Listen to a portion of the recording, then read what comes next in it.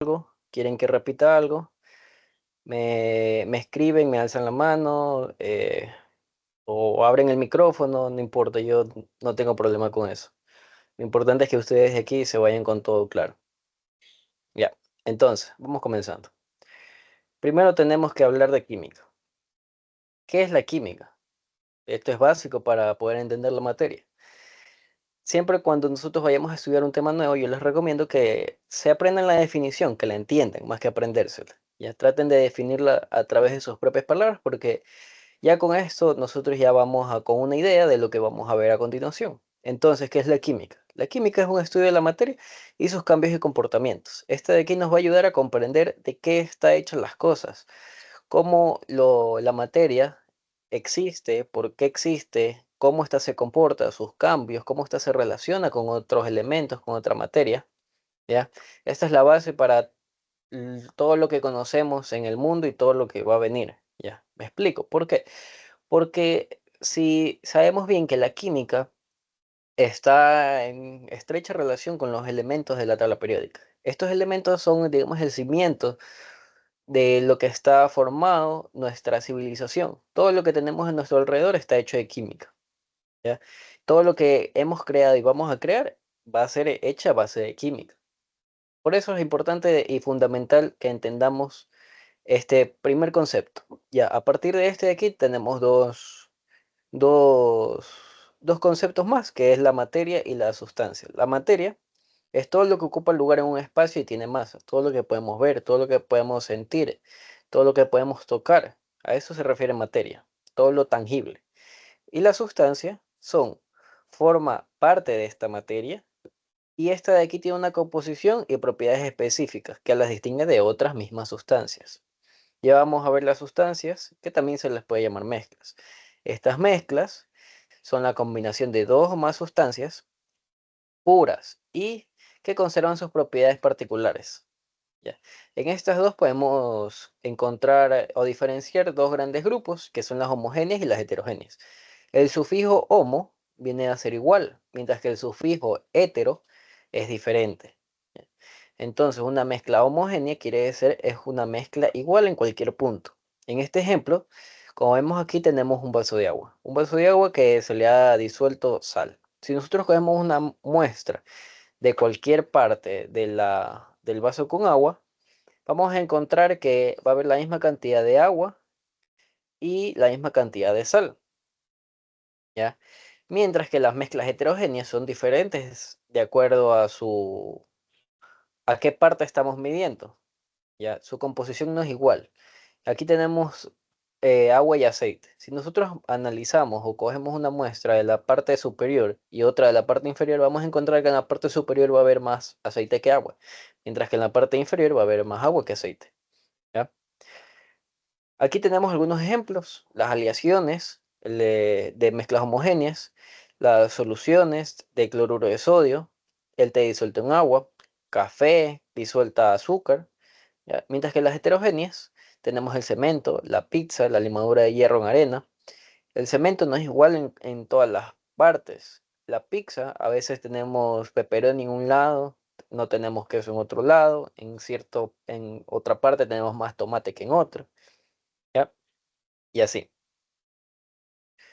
Ahora, esta es la base que les había comentado, los elementos. Estas de aquí son ya sustancias, las más simples de todas, y estas de aquí no se pueden separar por medios químicos. Esta es la base como tal. Más simple que estos elementos no hay, no hay algo más básico. A partir de aquí es que se generan todos los compuestos que veremos a continuación, como estos que tenemos abajo. Monóxido de nitrógeno, agua, dióxido de nitrógeno, dióxido de carbono, son combinaciones de estos de aquí. A esto ya se le llama compuestos. Ya, pero con los elementos podemos diferenciar 118 elementos, 82 naturales y 36 artificiales. Estos de aquí se van a poder unir y se los denomina ya compuestos. Pueden ser dos o más elementos y estos de aquí sí van a poder ser separados a través de medios químicos. ¿Ya? Y aquí tenemos algunos ejemplos. Dos moléculas de hidrógeno y una de oxígeno es agua. Nitrógeno y tres de hidrógeno es amoníaco, glucosa, 6 carbonos, 12 hidrógenos y 6 oxígenos. Ya. Ahora, para que quede más claro, todo lo que ya hemos visto. La materia, tenemos las sustancias puras, los elementos, la base, el oxígeno, el hidrógeno, el hierro, el carbono, el nitrógeno. Los compuestos son las mezclas de estos elementos, ¿ya? Y estos de aquí sí pueden ser separadas por medios químicos. A esto se refiere esta línea de aquí.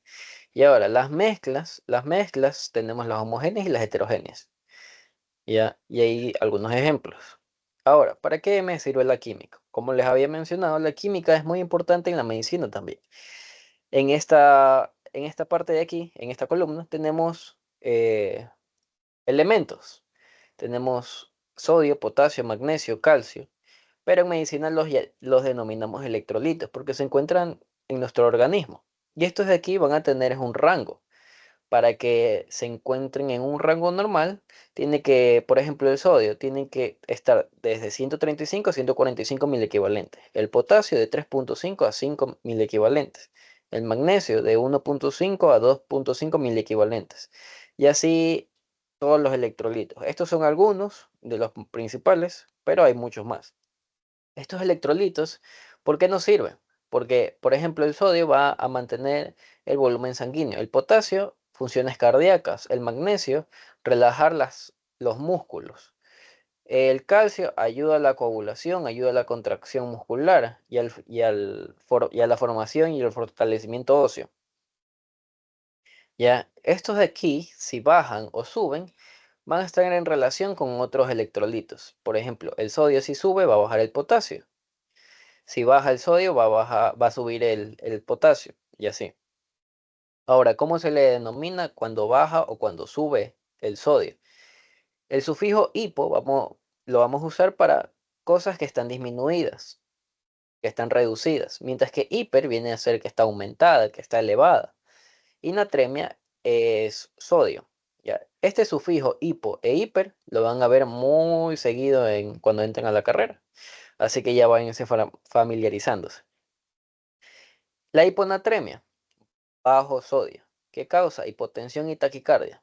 Ya, aquí para que vayamos entrando en medicina un poco, algo básico.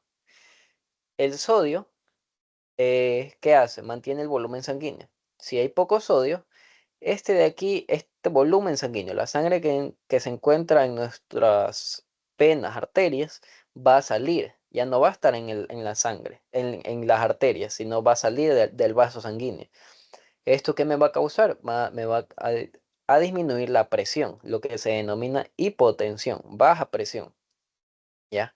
Al detectar esta baja presión, el cuerpo hace que el corazón lo compense, haciendo que lata más rápido. Taqui es rápido y cardia es el corazón, así que el corazón va a latir rápido por esta baja de la presión que se da porque el volumen sanguíneo ya no está donde debería estar, ¿ya?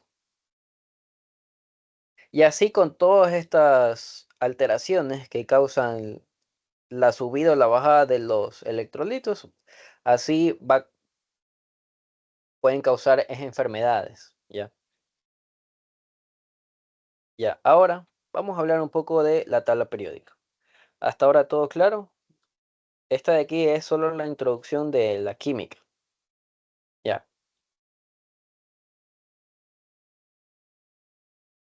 bueno, cualquier cosa me dicen nomás. Antes de hablar de la tabla Doctor, periódica, ¿sí? tengo una consulta. En la diapositiva anterior, ¿Sí?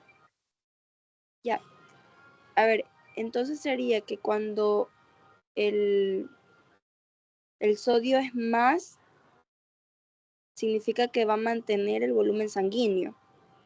O como eso no me quedó muy claro. No, no, no, el sodio siempre tiene que estar en este valor. O sea, igual esto de aquí solo era para que esto no esté en sus sílabos, esto no se lo tengan que aprender por si acaso. Sí, sí, sí. Esto para que quede claro, esto de aquí yo se los puse para que ustedes ya vayan entrando en medicina y vean por qué nos sirve esto en la química en medicina. Pero ya, te explico. El sodio tiene que estar en un valor normal, que es este de aquí. Si, por ejemplo, no está en 145, está en 150, ya se encuentra aumentado. y va a causar esto de aquí, hipernatremia, que va a suceder que cause una hipertensión, edema, trastornos neurológicos y un sinnúmero de desperfectos más, ¿ya? Si se encuentra bajo, un ejemplo está en 120. Baja hiponatremia y va a causar lo que ya había mencionado. Ya, siempre el sodio, por eso tenemos un rango, no es un número en específico, es un rango, porque de individuo a individuo va a variar estos de aquí. Ahí te Ok. queda un poco más claro. Entonces, cuando es menor sodio, vendría a ser hipo y cuando es mayor hiper, ¿verdad? Así es, sí, Ya, gracias. ya listo. Ya, ahora sigamos con la tabla periódica. Antes de hablar de la tabla periódica, un poco de historia para que entremos en contexto. La tabla periódica ya tiene más de 150 años de haberse creado. Esta de aquí fue creada por un químico llamado Dmitri. Dmitri era un químico ruso. Esta de aquí la preparó según los elementos, cómo estos de aquí actuaban de acuerdo a su masa. Y estos de aquí se dio cuenta de que seguían una ley que la denominó la ley de la octava, la ley del octeto, ¿ya? Esta ya la vamos a ver más adelante y la vamos a explicar. Mendeleev, que es Dimitri, descubrió un sistema de clasificación teniendo en cuenta estas propiedades, y estas de aquí se repiten cada cuánto. Cada fila, ¿ya? Estas de aquí se van repitiendo. Esta de aquí. Sí, ¿A qué, a qué me refiero con esto de aquí? Que él se dio cuenta de que los elementos seguían un orden. Por ejemplo, el hidrógeno tenía un positrón y un electrón en su primera capa. Ya, y el que le sigue es el helio. El helio, al ser el número 2, va a tener 2 y 2, dos positrones y un electrón. Ya, el litio, al ser el tercero en la segunda fila, va a tener 3 y 3. Pero aquí viene lo que a él le llamó la atención, que es la razón por la que la tabla periódica está ordenada así como es. Que a medida de que las filas iban disminuyendo, o sea, bueno, o aumentando como lo vean, el 1, el 2, el 3, el 4, el 5, el 6, y se iban aumentando las capas. Imagínense como que si fuera una cebolla. La primera fila tiene una capa, la segunda tiene dos capas, la tercera tres capas y así hasta la séptima fila, que va a tener 7 capas. Cada fila se va a llenar con un número específico de electrones, que si, que si son observadores se han de dar cuenta que son 8, como lo fue Dimitri. 1, 2, 3, 4, 5, 6, 7 y 8. 1, 2, 3, 4, 5, 6, 7, 8. Bueno, estos de aquí son diferentes, perdón. Sí, estos de aquí son diferentes. Estos de aquí sí se llenan con 8, los de los extremos, perdón, sí, para que no se confundan. Ya. Estos de aquí, a medida que van bajando, se van aumentando las capas y se van aumentando los electrones en esas capas a medida de que se va cambiando de columna. Ya, como les había dicho, hidrógeno 1 y el helio 2. Entonces, la primera capa va a ser única porque se va a llenar con 2 electrones. La segunda ya va a ser con 8. Van a tener su primera capa llena con los 2 electrones y la siguiente se va a llenar con 8. El litio no se va a llenar con 8 porque no le va a alcanzar, pero el elemento que está aquí al final, sí, ya. A finales del siglo XIX, esta tabla fue comprendida con más grupos y a medida de que se iban descubriendo los elementos, ¿ya? Estamos hablando de 1800, ¿ya? Los elementos descubiertos hasta esa fecha eran como unos 60 y pico, 66, 63 elementos eran los que estaban hasta el momento. Así que no, la tabla no se veía como la ven aquí ahora, ¿ya? me invento, estaba descubierto y así. Estaban todos dispersos, así que por eso era difícil de organizarlos de una forma, óptima. Entonces, se crearon varias o se postularon varias formas de clasificar los elementos, pero ninguna en sí los clasificaba de una forma como lo hizo Dimitri, en el cual nos ofrecía tanto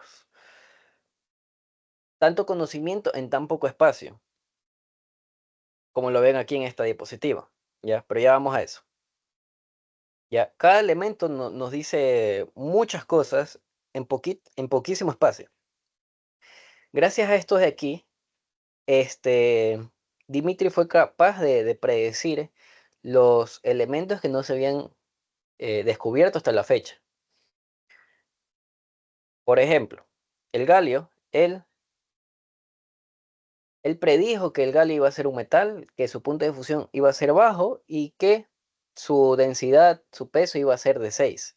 Años más tarde se descubrió el galio y tal cual como él lo había predicho. Y así sucesivamente se fueron descubriendo todos los elementos que ven aquí.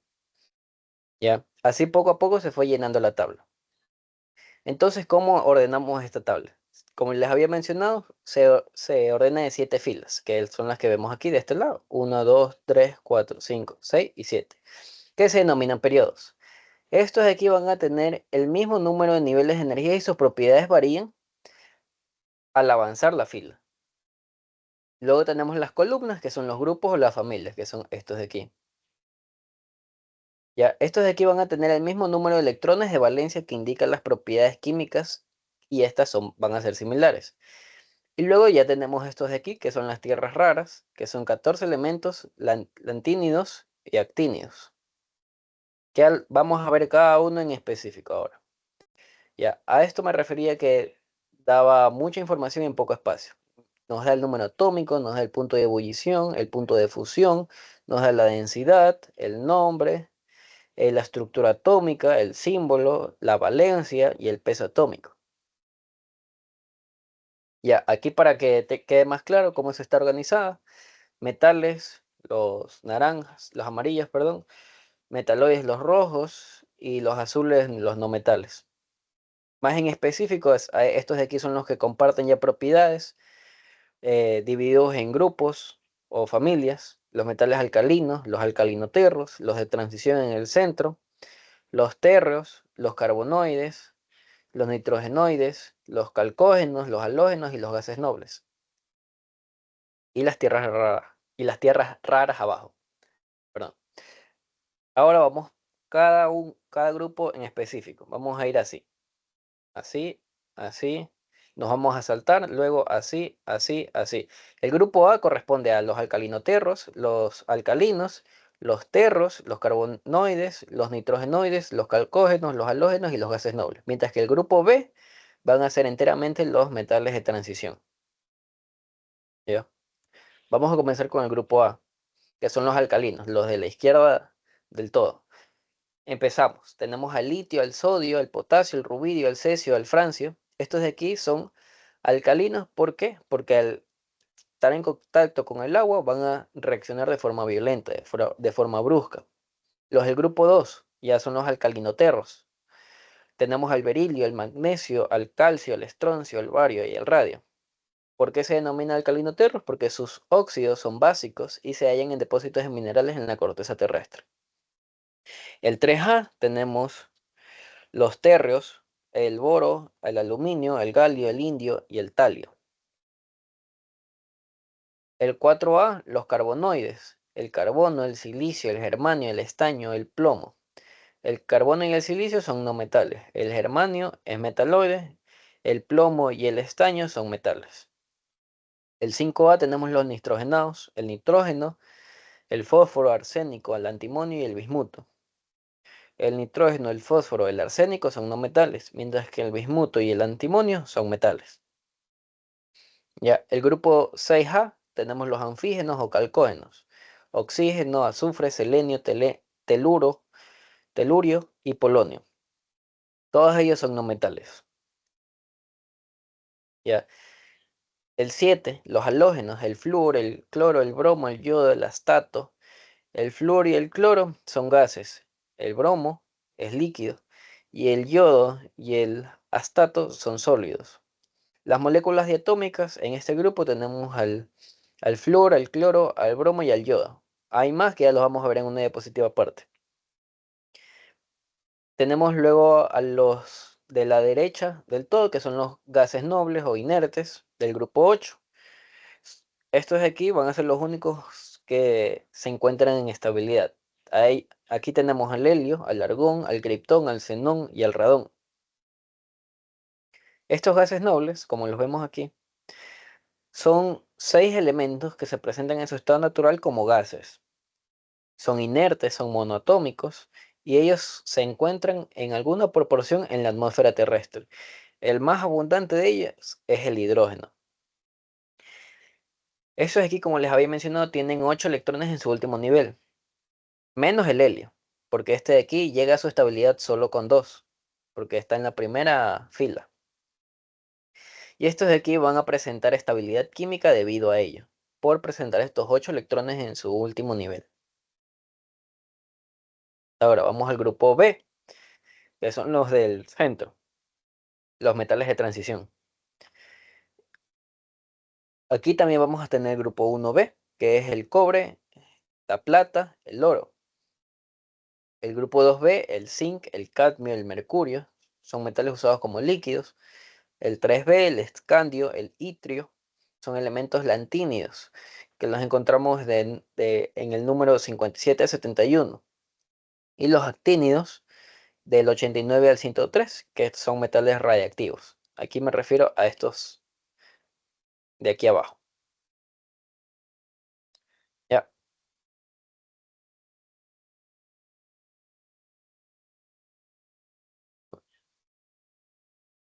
ya. El grupo 5B tenemos al vanadio, al niobio, al tantalo, al ahora vienen los del 6, que son el cromo, el molibdeno, el wolframio, el ceabrobio. Los del 7B, al magnesio, al tecnecio, al renio, al borio. Los del 8, el hierro, el rutenio, osmio, cobalto, rodio, iridio, níquel, paladio y platino. Los de las tierras raras se los llama lantínidos y actínidos. Lantínidos y actínidos. Los lantínidos forman parte del periodo 6 de la tabla periódica y son 15 elementos en total. Van desde el 57 hasta el 71, que es el último. Los actínidos forman parte del periodo 7, en cambio, de la última fila. Son 15 elementos químicos que poseen características en comunes y van desde el 89 hasta el 103.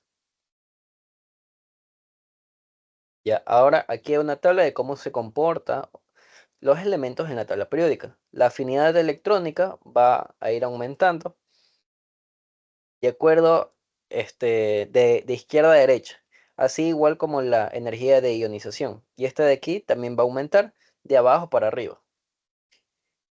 Y el radio atómico va a aumentar de arriba hacia abajo y de derecha a izquierda.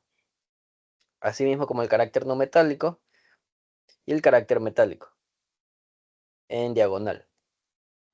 Eso es lo que les decía de los elementos diatómicos. Tenemos al hidrógeno, al nitrógeno, al oxígeno, al flúor, al cloro, al bromo y al yodo.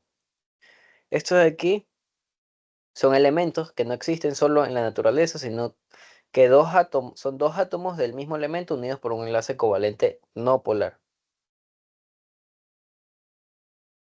Características de los elementos, tenemos que, hablando de la conductividad de calor y electricidad, con los metales son buenos, los metaloides en ciertas condiciones y los no metales son malos. Ya. Ahora, la ductilidad y la maleabilidad. Los metales, si los calentamos, sabemos que se puede adaptar a cualquier forma. Son maldeables y dúctiles. Los metaloides, la mayoría no son. Y los no metales, negativamente, no son ninguno. No son ni maleables ni dúctiles. El punto de fusión de los metales son altos y el de ebullición también. El de los metaloides son medios y el de los no metales son bajos. Ahora, ¿los metales cómo se comportan? Como cationes. Esto de aquí, ¿qué quiere decir? Que cede sus electrones. Mientras que los no metales van a ser aniones, que van a compartir o aceptar los electrones. Y los metaloides pueden actuar como metales o como no metales. Se pueden hacer cationes o se pueden hacer aniones, de acuerdo a lo que necesiten. Ahora, la regla del octeto, lo que les había mencionado. Si se dan cuenta, los elementos de aquí tienen un puntito a un lado. Este hace referencia al hidrógeno.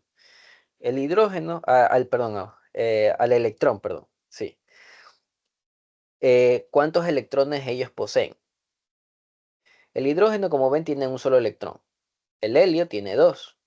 A esto es lo que yo me refería de que la primera capa se va a llenar con dos electrones, porque solo tenemos dos elementos.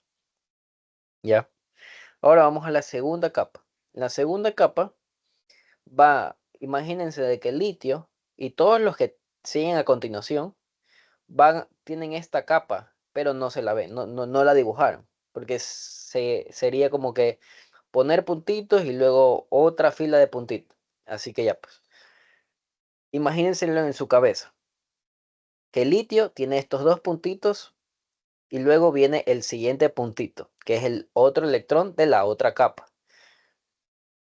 ¿Ya? El berilio, asimismo, tiene su primera capa llena, que es esta de aquí, de dos electrones, y los otros dos que tiene. Y asimismo, con el carbono, el nitrógeno, el oxígeno, ¿ya? Y así. Hasta llegar al último elemento, que si se dan cuenta, está lleno, tiene los 8 electrones, 2, 4, 6 y 8. ¿Ya? Y así se van a comportar todos los elementos, todos.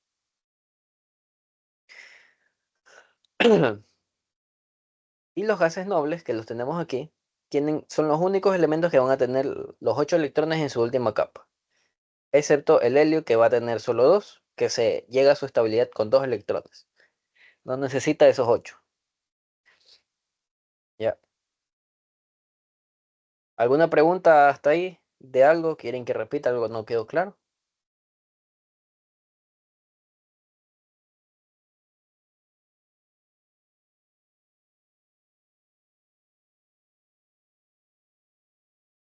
Bueno,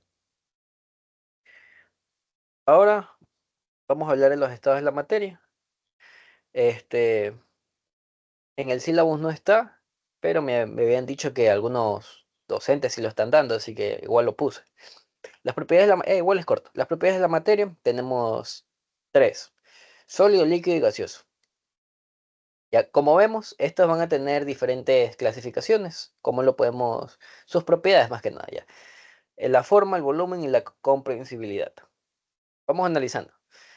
El sólido, vemos que tiene una forma definida, ¿ya? Puede adoptar una forma y nosotros la podemos decir, sí, tiene forma esférica, tiene forma cúbica, rectangular, tiene forma piramidal, ya.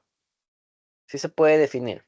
La líquida, en cambio, no. La líquida adopta la forma de lo que lo está conteniendo. Por eso se denomina indefinida. Asimismo, pasa con el estado gaseoso. Ahora el volumen. El sólido es definido porque nosotros lo podemos pesar. El líquido, nosotros podemos también medir el agua. Mientras que el gas no lo podemos medir, por eso es indefinido. La comprensibilidad. Aquí vemos, imagínense que es un pedazo de roca. Vemos que esta roca tiene los átomos muy juntitos, así que no se pueden unir más. Por eso es insignificante, aunque yo diría que es nula. Pero bueno, ahí dice insignificante. El líquido, vemos que ya están un poco más separadas y hay espacio entre cada átomo. Entonces es poca, pero sí está ahí. Mientras que la gaseosa, vemos que está muy separados. Hay bastante espacio entre un átomo y otro. Entonces va a ser alta esta comprensibilidad. Ya. Ahora vamos con los cambios de la materia. Tenemos dos, el químico y el físico. El físico no altera la estructura ni composición del elemento, de la sustancia, perdón. Y el químico sí la va a alterar. Si cortamos una hoja a la mitad, va a seguir siendo una hoja. Si estiramos una liga a lo que la soltamos, va a seguir siendo una liga. Si doblamos un clavo, va a seguir siendo un clavo. Cortamos una madera, va a seguir siendo una madera. Pero si quemamos un papel, este ya no va a ser un papel, va a ser cenizas de ese papel, va a ser humo. Lo mismo con la leña. Si cogemos y hacemos una mezcla, alguna sustancia, ya no va a ser las mismas dos sustancias que mezclamos, sino va a ser una sustancia nueva. ¿Ya? Aquí tenemos algunos ejemplos. Magnetización de los metales, azúcar que se disuelve en café, cuando se funde un metal, cambios químicos, oxidación de metales, madera que arde con fuego, digestión de alimentos. Bueno, y aquí tenemos algunas propiedades. Tenemos dos, intensivas y extensivas. Las intensivas los ayuda a distinguir una sustancia de otra. Y esta de aquí no va a depender de la cantidad de materia que tengamos. Aquí tenemos la densidad, la dureza, la solubilidad, la viscosidad, el punto de fusión y el punto de ebullición. En las propiedades extensivas, perdón, van a ser comunes en todos los cuerpos, pero esta sí va a depender de la materia que tengamos. En las intensivas no depende de la materia, en las extensivas sí, ya que van a ser comunes. Tenemos la masa, el volumen, el peso, la longitud, la inercia, la porosidad, la impenetrabilidad, la divisibilidad. Aquí más propiedades intensivas, físicas y químicas. Esta tabla se encuentra en su libro. Punto de ebullición, color, sabor, olor, ductibilidad, suavidad, dureza, maleabilidad, con las físicas. Químicas, arde en el aire, explota, es tóxico, reacciona con ácidos, reacciona con agua, se descompone, reacciona con metales, reacciona con no metales. Ya. Ahora, propiedades físicas de los metales y los no metales. Son sólidos los metales, a excepción de este. Los no metales son sólidos, líquidos o gaseosos. La conductividad. Los metales son buenos conductores de calor y electricidad, los no metales son malos. El lustre, son brillosos los metales, mientras que los no metales son opacos. La maleabilidad, se pueden martillar y laminar los metales, mientras que los no metales no, son frágiles, se desmoronan. La ductilidad, se pueden estirar en alambres, tenemos el alambre de cobre con los metales, y los no metales no son dúctiles. La dureza son duros, pero otros también son blandos. Y los no metales en su mayoría no son duros, a excepción del diamante. Ya. Este, esta parte no está en sus sílabos, así que no se las voy a dar, porque quisiera darles exactamente lo que dice en sus sílabos. Ya, ahora les voy a presentar otras diapositivas sobre las propiedades del agua. Propiedades físico-químicas del agua, que es el siguiente tema.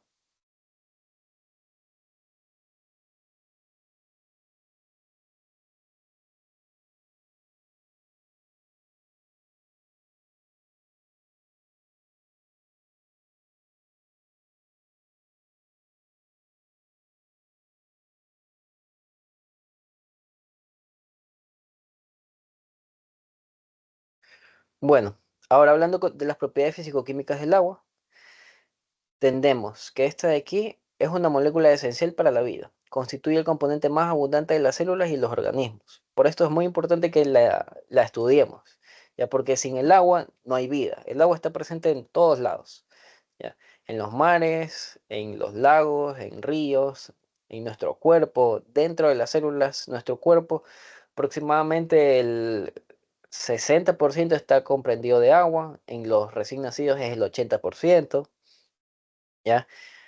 Eh, y esta de aquí es esencial para muchas cosas. Nombrando algunas, la regulación de la temperatura, el control del pH, este, para funcionar como transporte, se encuentra en gran cantidad en nuestra sangre. Sin ella, la vida sería nula. ¿Ya? Aquí vamos a hablar de las propiedades físico-químicas.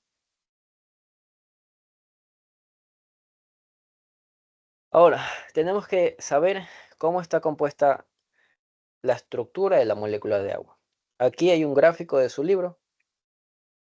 Esta de aquí es una de oxígeno y dos de hidrógeno, unidas por un enlace covalente no polar. Este enlace es muy fuerte. Esta molécula presenta una forma geométrica tetraédrica, con una distribución desigual de las cargas. La molécula de oxígeno va a presentar esta carga parcial negativa, que va a ser mayor que las cargas positivas que ejercen los hidrógenos. El oxígeno es más electronegativo. Debido a esto de aquí, va a hacer que estos enlaces sean mucho más fuertes. Mientras que los de hidrógeno se cargan positivamente. Esta polaridad convierte al agua en un dipolo, ¿ya?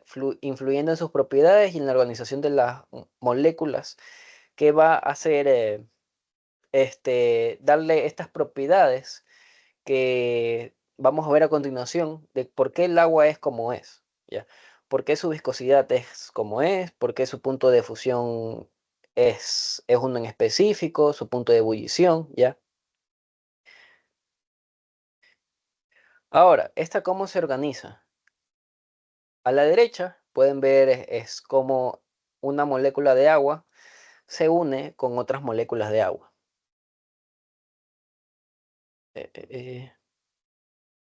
Ya, esta primera molécula de agua se puede unir con otra molécula de agua a través de estos puentes que aquí se denominan puentes de hidrógeno. Estos puentes de hidrógeno son enlaces débiles a comparación con los que tiene con los otros hidrógenos, que es covalente no polar. ¿Esto por qué se da?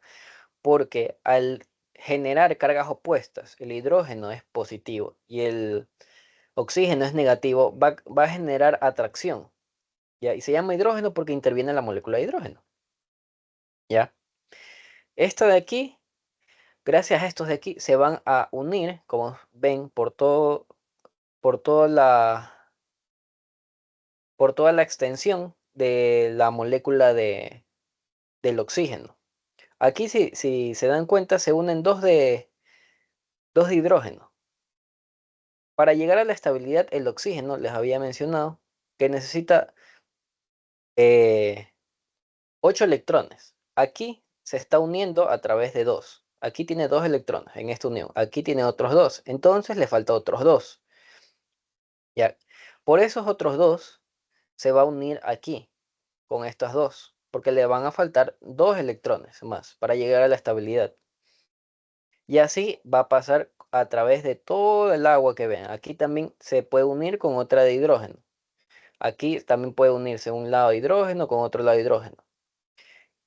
Gracias a las fuerzas de magnetismo, se podría decir, que ejerce a las fuerzas de carga que tiene negativa y positiva, se van a unir estas, estas moléculas, ¿ya? Pero estas no siempre van a actuar de esta forma.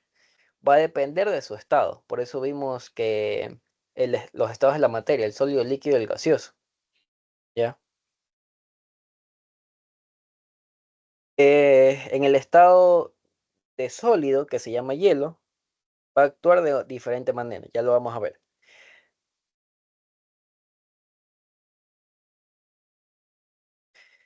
Y gracias a estos enlaces se va a dar la propiedad de la fluidez del agua. Mm, mm, mm. ¿Para qué es importante esto de aquí? Para las estructuras macromoleculares como proteínas y el ADN que tenemos en nuestras células. Gracias a esta forma es que nosotros podemos vivir, porque nosotros estamos hechos bases de células. Y esta estructura de aquí es fundamental para formar proteínas. Y estas proteínas son esenciales para la vida. Ya lo van a ver cuando entren a la materia. No los quiero saturar con esas informaciones de las proteínas y el ADN, que no viene el caso. Ya, ahora, como les había comentado, el hielo es agua, sí, pero al momento de hacerse hielo, esta de aquí va a tener cambios. Si se dan cuenta, los puentes de hidrógeno están más largos unos que otros. Las moléculas se encuentran juntas, pero separadas a su vez. Esto de aquí le da esas propiedades al hielo que únicas de poder, por ejemplo, flotar en el agua. Es menos denso, es más denso, perdón, que el agua, ¿ya? Porque al momento de congelarse, las moléculas se expanden. eh, el hielo, si ustedes han puesto una botella de agua en el congelador y cuando ya la sacan congelada se han dado cuenta que está hinchadísima, es por esto de aquí. Porque al momento de congelarse, estas moléculas se separan, se expanden, los puentes de hidrógeno se aumentan de tamaño y el agua como tal se expande. Esto de aquí se llega gracias a que la temperatura está en 0 °C, ¿ya?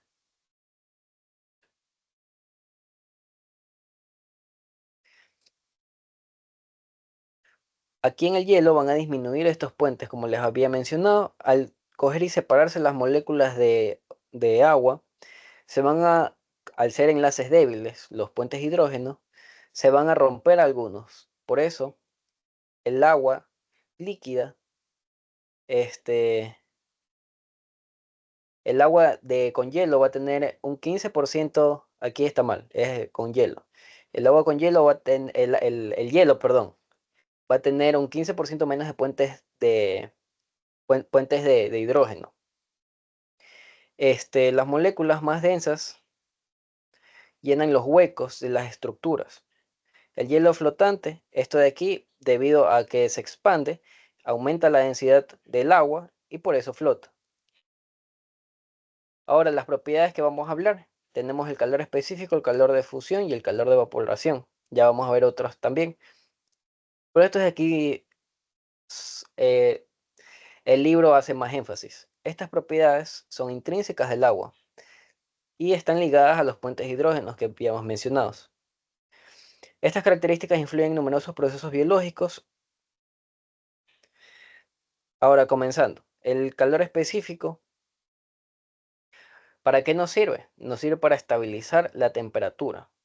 El calor específico lo podemos definir como la energía necesaria para aumentar la temperatura de 1 gramo de sustancia en 1 centígrado. Y este de aquí se encuentra alta en el agua, comparadas a otros elementos, a otros compuestos, otras sustancias. Debido a esta propiedad, que es alta, nos permite que el agua absorba grandes cantidades de calor.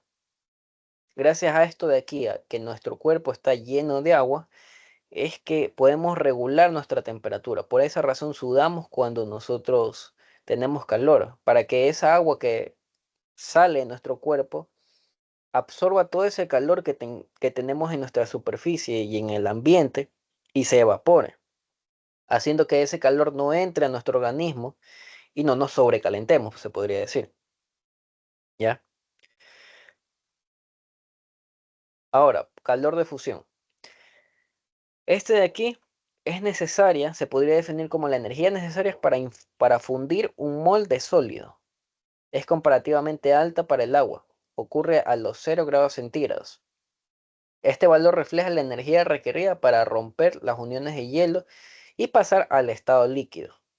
O sea, lo que llamamos que se derrite el hielo. Eso es calor de fusión.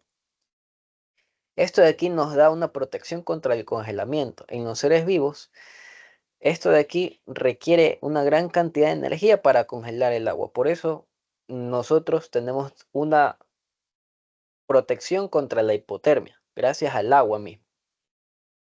Ahora, calor de evaporación. El calor de evaporación es la energía para evaporar un molde líquido. La energía que necesitamos para que el agua pase de estado líquido a estado gaseoso, que también es alta en el agua. Esta de aquí nos va a dar bueno, en los seres vivos va a servir para que nosotros no perdamos tanta agua.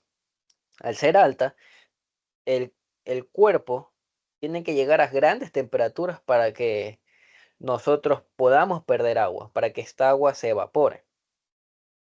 Y combinado con las otras que ya vimos, es perfecta para la regulación térmica, el agua, de nuestro organismo, porque absorbe grandes cantidades de calor y aparte de que absorbe grandes cantidades de calor, para que llegue a evaporarse requiere también grandes cantidades de energía, de calor. Ahora vamos a hablar de la tensión superficial, la adhesión y viscosidad. Esto de aquí nos va a servir para el ascenso capilar, para que la sangre, porque la sangre está en su mayoría formada por agua, esta de aquí se pueda mover libremente. La tensión superficial, ¿qué es? Es la energía para aumentar la superficie de un líquido y es influida por la adhesividad y la viscosidad del agua. Como vemos en la imagen que tenemos aquí abajo, las fuerzas que ejercen las moléculas de agua son para todas las direcciones, ¿ya? Son para todas las direcciones. Pero en la superficie no tiene moléculas hacia arriba, así que la fuerza va a ser mayor hacia los lados y hacia abajo. Por eso es que la primera capa del agua, se podría decir, es más dura. Se requiere una fuerza para poder romper esta tensión. Por eso algunos animales, algunos insectos pueden pararse en la superficie del agua, porque no pesan lo suficiente, no ejercen la suficiente fuerza para romper estas uniones. ¿Ya? La adhesividad, ¿qué es? Es la fuerza de unión a una superficie y la viscosidad es la resistencia a fluir. Estas propiedades combinadas permiten el ascenso capilar, un proceso crucial para el transporte de agua en las plantas. La usan sobre todo las plantas, pero también la usamos nosotros, porque gracias a estas tres características del agua, la sangre puede fluir libremente por el torrente sanguíneo. Ahora, otras propiedades tenemos la constante dieléctrica, la hidratación e hidrólisis. La constante dieléctrica en el agua es alta, es de 80. ¿A qué hace referencia esto de aquí? Concepto simple, permite separar iones de cargas opuestas. Permite que separemos un polo positivo de un polo negativo. Separa iones de cargas opuestas. La hidratación, ¿qué es? Es la capacidad de rodear iones con moléculas de agua. La hidrólisis es la reacción química donde el agua rompe otra molécula y estas propiedades son vitales para la vida.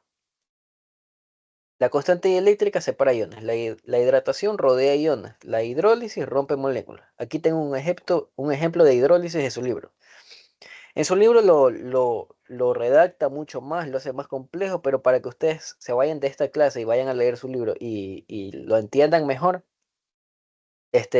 apréndanse primero estos conceptos, que es digamos que en sí lo básico, y luego ya lean su libro que ya está un poco más detalladas las cosas. La hidrólisis, miren, aquí tenemos agua y sacarosa. Entonces, al juntarse el agua y la sacarosa, se va a destruir la sacarosa, la va a romper y va a formar dos compuestos diferentes, la glucosa y la fructosa. Ya, no es nada más que eso, las, lo que es la hidrólisis. Ya, ¿alguna pregunta con este tema de aquí? ¿Quieren que repita algo o vuelva a alguna diapositiva? ¿O quedó todo claro?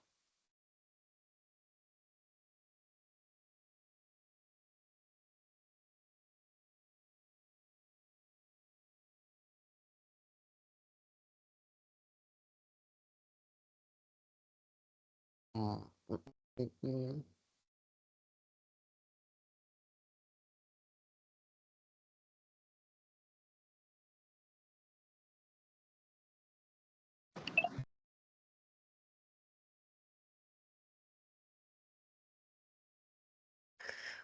Bueno, me imagino que no. Yo igual ahorita le voy a pasar la grabación a Carlos. Él se va a encargar de subirla a YouTube si le quieren revisar, o creo que aquí también queda en el chat.